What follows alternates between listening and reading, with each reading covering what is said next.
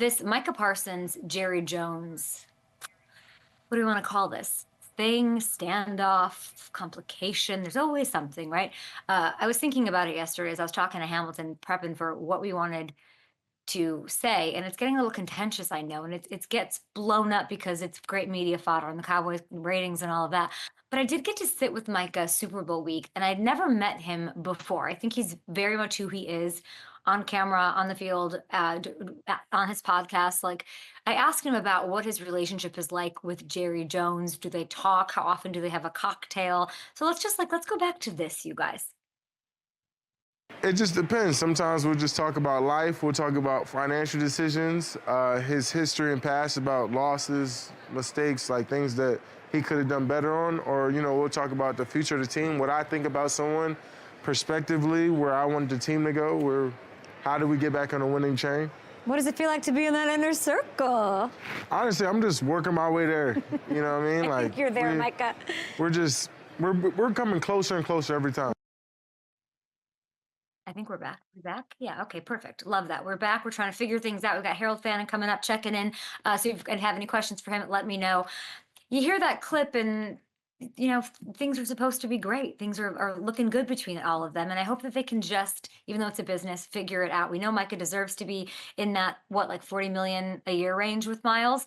And let's take a look here at the Cowboys value him. Let's cut to the chase and get it done, right? And if history tells us anything, I don't know. Let's take a look. We went back through Harry and how he's handled extensions with other superstars over the last 30 plus years. There is a pattern here.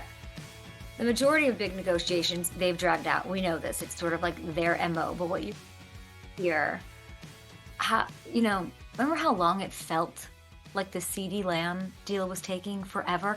That was the quickest resolution on this list that you're seeing. You look at some of the others, Michael Irvin, Dak, Zeke, they all got theirs right before week one. Emmett literally had to hold out the first two games to get his done. Jason Witten back in 2011, that went into the season too, I think 2 weeks. Tony Romo, DeMarcus Ware. Want to know when those talks went into? Holla freaking ween, people. This is just what it is. This is a Jerry Jones experience. I don't know. He likes to dance. He likes this sort of situation. He likes frustrating, dragging things out. I don't know what he's Jerry Jones. But he pretty much always seals the deal, right? Superstars barely leave Dallas. Hamilton, when was the last time a superstar left Dallas when they're in their prime? I can't remember one that's contract was up that he let get away. That was, on that level. He usually gets them locked up, and he usually gets them locked up at the top of the market, which is great for those players. Like we had on the full screen, all those guys were paid in the top three at their position, most of them number one at their position. So from a player perspective, you love that it gets done and you get paid that much. From a fan perspective, a team building perspective, that's not always what you want, because he ends up paying them top of the market when he could pull a Howie Roseman and get things done earlier and save some money. You brought up Howie, not me, but I mean, it's just such a right. Howie Roseman's MO is I want to make everyone feel stupid.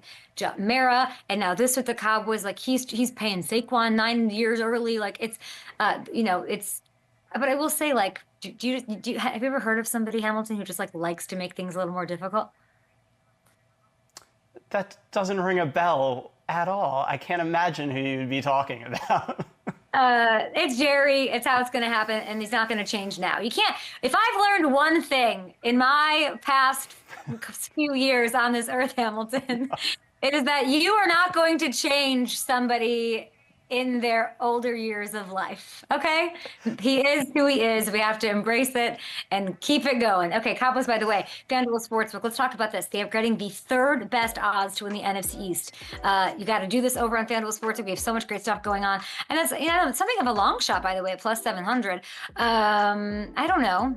They should be. The Eagles Commanders, what they did last year, I get it. They're tied for the 9th best odds to win the NFC at plus 2,900. Seahawks and Falcons, not exactly where you want to be, Cowboys, but a great time to buy low if you are a believer. Will Zalatoris said he's been on this planet for 28 years, still trying to be a believer of his home team, the Cowboys.